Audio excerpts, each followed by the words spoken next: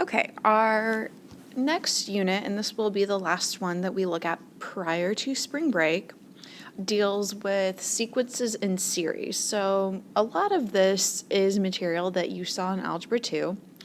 Especially today is really just this first lesson review over sequences first. So let's talk about what a sequence is. A sequence is an ordered list of numbers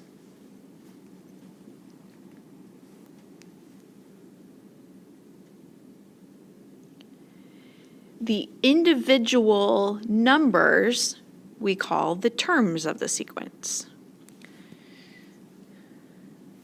Now, the one thing that is a little bit different here from Algebra 2 is the way that we, in this course, and how it's really based on how the textbook is written, is how we denote the terms of a sequence. So in Algebra 2, you use T1 for term 1 and so on.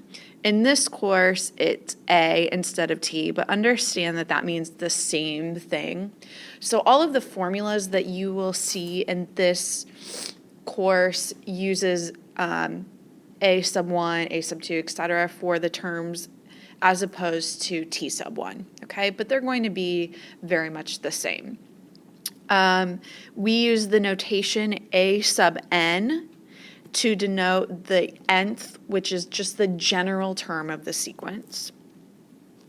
So you might remember that there are two different types of sequences, an arithmetic sequence and a geometric sequence. So we are going to kind of compare and contrast the two different types. So let's talk about an arithmetic sequence first.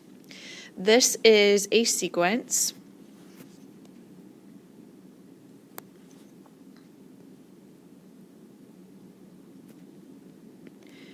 where the terms differ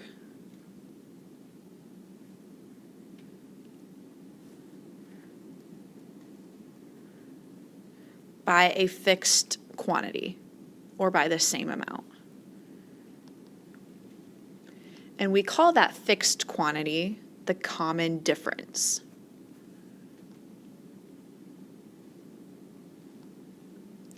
So for example, let's just look at a very, very basic arithmetic sequence. So 2, 6, 10, 14, so on. We would say your common difference, which is denoted with a lowercase d, would be 4. Notice that you are adding that common difference from one term to get to the next term, and so on, okay?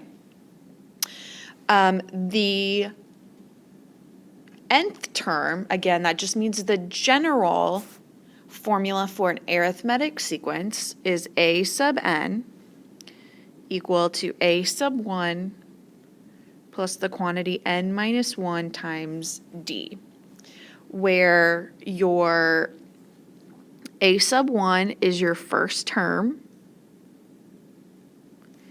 and your d is your common difference.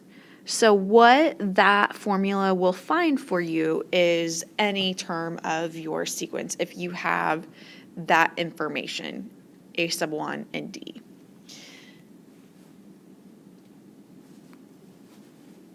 Let's go ahead and go over, before we look at the bottom, let's go ahead and go over to a geometric sequence.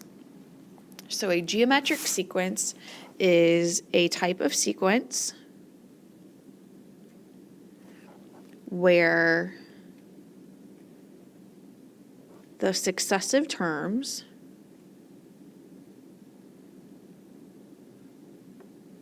have the same ratio.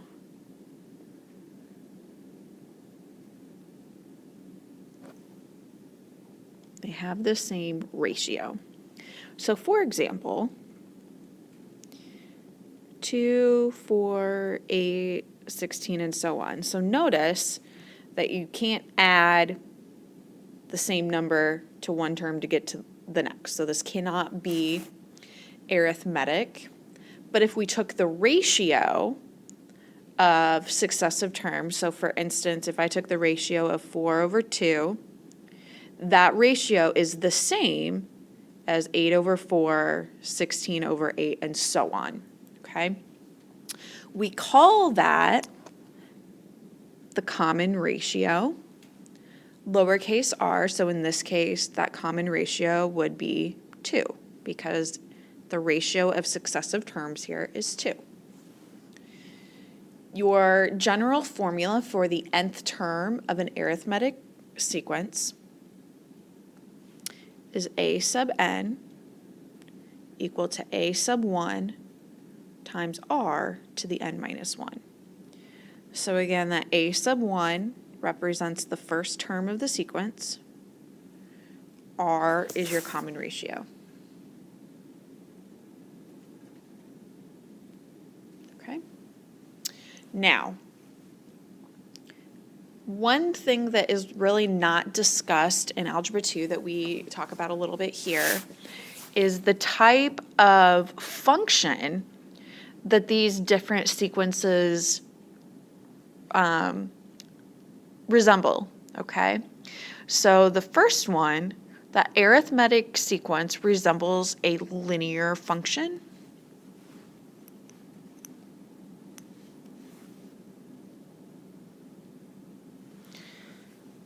It says a linear function is defined for all values of n, where an arithmetic sequence is only defined for positive integer inputs.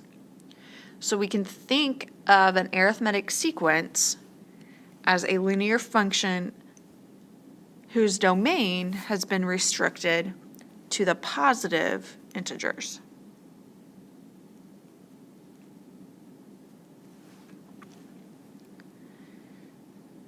A geometric sequence is very much like an exponential. You see that variable in the exponent.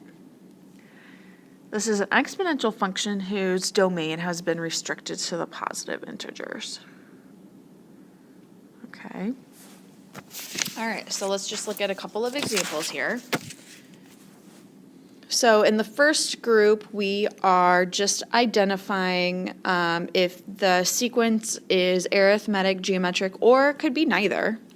If it is arithmetic or geometric, then we're going to identify the common difference or ratio. So looking at the first example, I always check to see whether it's arithmetic first. So can you add a number to 9 to get to 5, add that same number to get to 1, and so on. And we can add basically -4 to each one to get the next term. So because of that, this is arithmetic with a common difference of -4.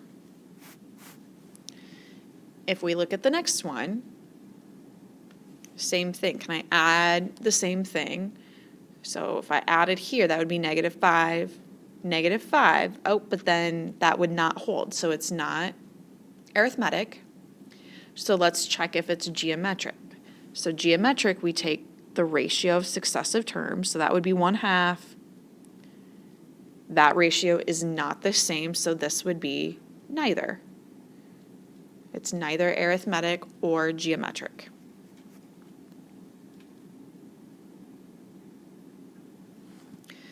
I want you guys to stop the video. I want you to take a look at the next couple, and then you can come back and it will be here for you.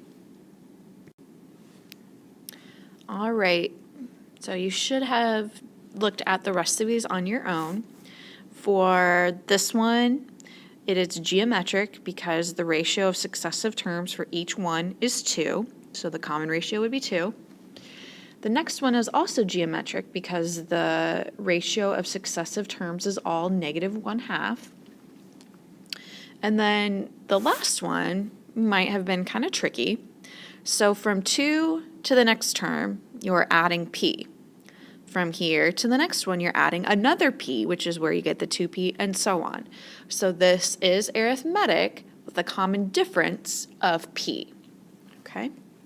All right, let's look at some other examples. First one says you purchase a car with 15,000 miles on it. For your job, you drive 8,000 miles per year. Write a formula for the general nth term of the odometer sequence. Now, you are driving a set amount per year. Because of that, this is arithmetic. You're adding the same amount every year. So when we look at writing the general nth term for this sequence, we need to make sure that we are using the formula for an arithmetic sequence, which is this again. And we need a couple of things here. We need the first term and we need the common difference. So the first term is the amount of miles that your car originally had on it, which is 15,000.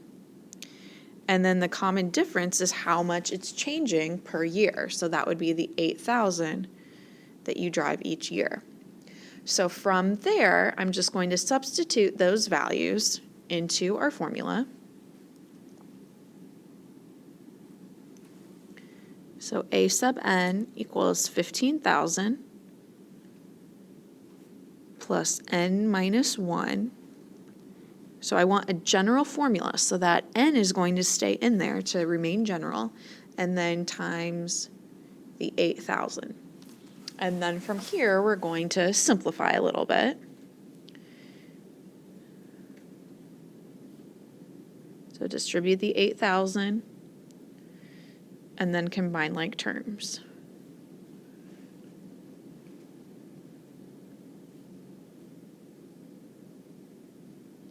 So this would be your general formula for the nth term. So again, what that's for is now you can find a term in your sequence without having to go through the entire sequence. So what I mean by that, and the next question is, what is the car's mileage 7 years after it's purchased? So basically you're looking for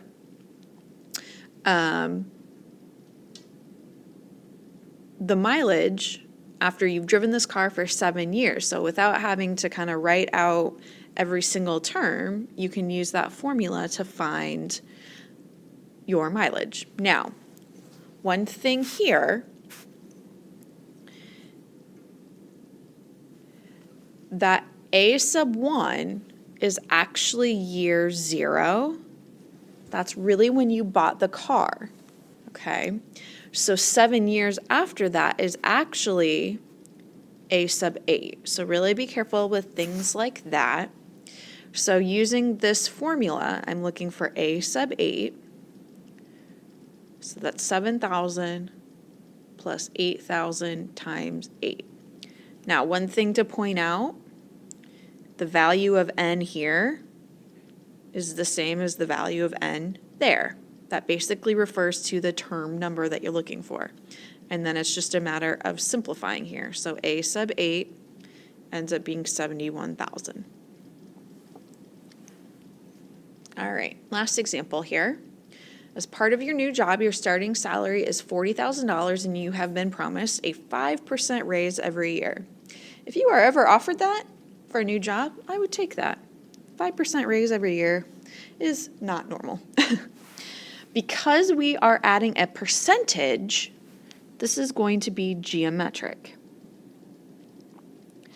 So when we write the formula for the nth term of that sequence, again, we need to make sure that we're using the correct one. In this case, the geometric one. Here again, we need the first term and we need the common ratio.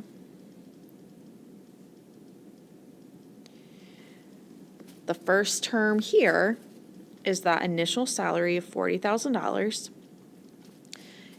Your value of R is actually going to be 1.05 because to get from 40,000 to your next salary, you would have to multiply by 1.05.